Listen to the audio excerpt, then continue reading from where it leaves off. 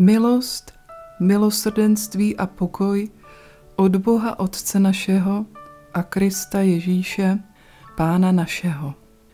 1. Timoteovi 1:2. Jmenuji se Andrea, je mi 45 let. Nevyrůstala jsem ve věřící rodině a ani jsem nikdy neměla nic společného s jakoukoliv denominací či církví. Od malička jsem toužila pomáhat lidem a zvířatům. Jako dítě jsem se zastávala utlačovaných dětí, které byly terčem těch ostatních. Vadila mi tato dětská krutost, ať jsem sama dítětem byla.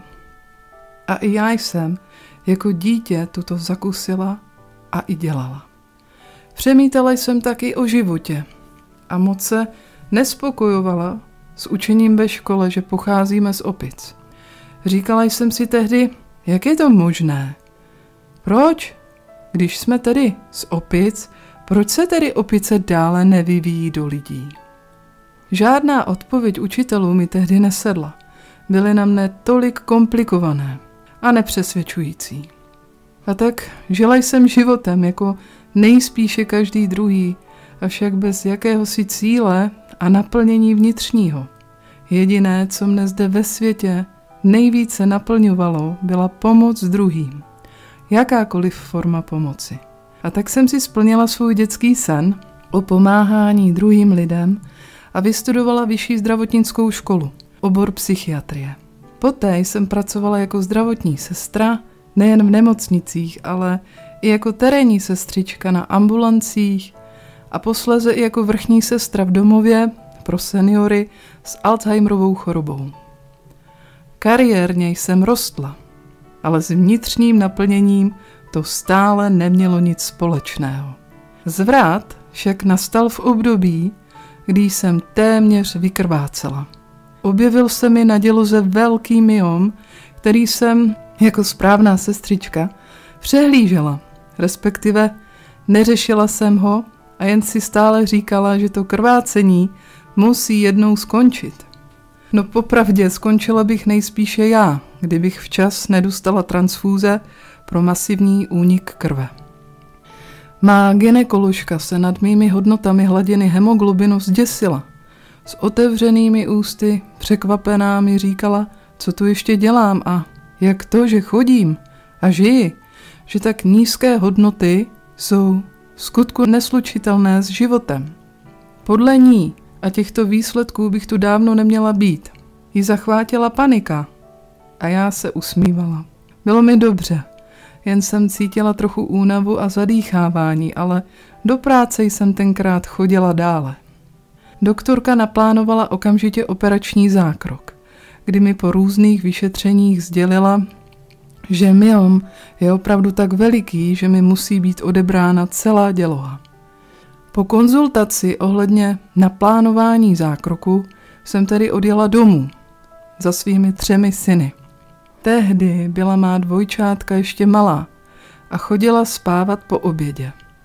Šla jsem si lehnout s nimi, přemítajíce, co jsem se dnes od doktorky dozvěděla. Zavřela jsem oči a nejspíše usnula, protože byl to sen, nebo ne? Zkrátka jsem se najednou ocitla někde, kde byla neuvěřitelná záplava světla, jasného, zářivého, teplého světla. A záře to byla tak mohutná a silná, která mnou prostupovala celým svým tělem. Cítila jsem obrovskou lásku proudící do celého mého já. Vůbec se to nedá slovy popsat. Byla jsem totálně naplněna tímto a vůbec se mi nechtělo nic. Jen tam tak být v tomto zvláštním a nadpřirozeném světle. Vnímat ho a i vidět. Pak náhle ke mne promluvil živý hlas z tohoto světla, který mi jen řekl, že se musím už vrátit. Já protestovala, nechtěla jsem, toužila jsem tam zůstat. Ale on řekl, že se musím vrátit a pak jsem se najednou zbudila. To vše si pamatuji dodnes. Na neštěstí jsem se po tomto osobním zážitku obrátila, ale nikoli k Ježíši, ale k čarodejnictví a okultismu. Pud pomáhat druhým ve mne však zůstal dál, jen jsem to uchopila za opačný konec. Zážitek, který jsem měla, živý a reálný, tento ve mne zůstal, ale tehdy jsem ještě nevěděla, že je to volání Pána Ježíše, jeho náruč a láska, kterou mne celou zahalil. Založila jsem si ke svému zaměstnání na vedlejší pracovní činnost svoje poradenství celostní medicíny. Vystudovala jsem další kurzy jako autopatie, zajímala se o homeopatii, buddhismus, taoismus, čínskou medicínu, léčení a harmonizace čaker, urinoterapii, ezoteriku a podobně. Praktikovala jsem vše, co Bůh v Bibli zakazuje, ale to jsem tenkrát ještě vůbec nevěděla. Ve svém srdci jsem však měla jediný cíl, stále a jen pomáhat lidem. V té době jsem kouřila elektronickou cigaretu. Bavilo mě to a chutnalo. Na jednu stranu jsem chtěla přestat kouřit, ale na druhou nechtěla. Také jsem věřila tomu, že smrtí nic nekončí. Bohem tehdy byla pro mne energie a někdy jsem balancovala i nad tím, že je přece vše v pohodě. Vždyť máme karmu, viz učení buddhismu a taoismu. Pak se ale stalo něco, co mne přimělo k tomu, abych před spaním promluvila takzvaně do stropu. Měli jsme s tehdejším partnerem, se kterým jsem žila 5 let, odjet s dětmi na dovolenou do Chorvatska. Já tam chtěla vyzkoušet napojení se na energii, které jsem věřila, a být a žít jen z prány. To znamená nejíst, nepít, být zkrátka pránikem. Jenže na to, abych to mohla vyzkoušet, jsem se potřebovala zbavit té své neřesti, kouření. A tak jsem z ničeho nic a samovolně promluvila. Bože, jestli opravdu jsi, ukaž se mi. Pomoz mi prosím s kouřením. Vím, že to sama nezvládnu, protože mne to ještě baví a přestat tedy ani nechci. Jestli tedy ale opravdu jsi skutečný a živý Bůh, odej mi to kouření ode mne, prosím. Tak uvěřím, že ty jsi. Druhý den jsme odjeli do Chorvatska na týden, já tam ale dále kouřila. Na promluvení k Bohu o kouření jsem zapomněla, respektive nebrala jsem to vážně, nevím, prostě nic jsem nečekala, žádnou odpověď, či cokoliv jiného. Poslední den odjezdu z této dovolené, když jsem balila a odcházela jsem z apartmánu, položila jsem svou plátěnou kabelku, příruční tašku, na varnou desku, která ale nefungovala. Celý týden jsme vařili na venkovní kuchyni, protože ta uvnitř, tato varná deska byla rozbitá. Šla jsem jen zkontrolovat, zda jsme v apartmánu ještě nic nenechali. No a když jsem sahala po té své kabelce a zvedla ji, ona začala ze spodu hořet. Z ničeho nic, prostě jen tak hořela. Já i partner jsme na to koukali s údivem a nechápali jsme, jak je to možné. Ještě větší údiv pro nás oba byl, když v této hořící a posléze doutnající tašce, když jsme ji rychle uhasili, byly netknuté pasy z papíru a vše dalšího. Jediné, co v tašce hořelo a zhořelo, rozškvařilo se, byla právě elektronická cigareta a náplně do ní. To, co jsem uviděla ve mne, v mém nitru v tu chvíli způsobilo šok, údiv, něco se mnou v tu chvíli proletělo jako šíp. Okamžitě jsem věděla, že je to odpověď na moji prosbu k Bohu, který mi tímto jasně ukázal, že on je a že existuje. Celou cestu zpět z Chorvatska jsem nemohla myslet na nic jiného. Satan samozřejmě útočil a snažil se mne přemluvit, že to je náhoda, že si přece koupím jinou cigaretu. Druhá strana však promlouvala, chtěla jsi odpověď? Zde je. Pro co se rozhodneš? No, bylo to vážně silné. Po vnitřním zápase však zvítězil Bůh.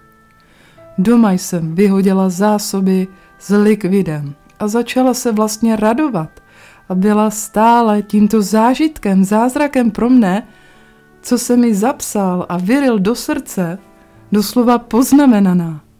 Od té doby jsem nekouřila, neměla žádné chutě na kouření. Bůh odňal úplně vše v ten den, kdy jsem tento zázrak přijala, že Bůh existuje a souhlasila s tímto nejen v srdci, ale i potvrdila ústy, že to není náhoda. Ale jeho odpověď pro mne. Chvála. On je tak dobrý.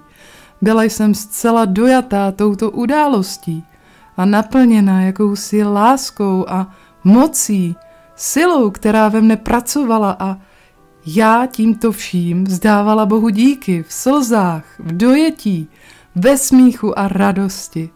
A tento postoj mne doprovází dodnes. Chvála Ježíši. Je to vděčnost. Od příjezdu domů z této dovolené jsem byla, jak by okultisti řekli, posedlá, ale už jen poznáním pravdy. Jediné, po čem jsem zatoužila, byla Bible.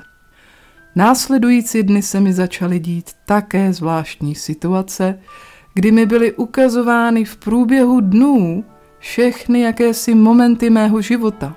Od dětství počínaje i na přeskáčku, do období dospívání, dospělosti. Zkrátka různá období mého života, kdy jsem udělala cokoliv nedobře. Ať už to bylo lhaní, krádeže, zkrátka vše, z čeho jsem byla doslova usvědčená ve svém srdci a já se za vše, co takto přicházelo samovolně, omlouvala. Plakala jsem, litovala všeho, aniž bych vědomě zcela znala, co to dělám. Byla jsem někým vedena a já to vzala a vše říkala Bohu. Dělala jsem vše, jak on mi ukazoval. Začala jsem číst tedy Bibli.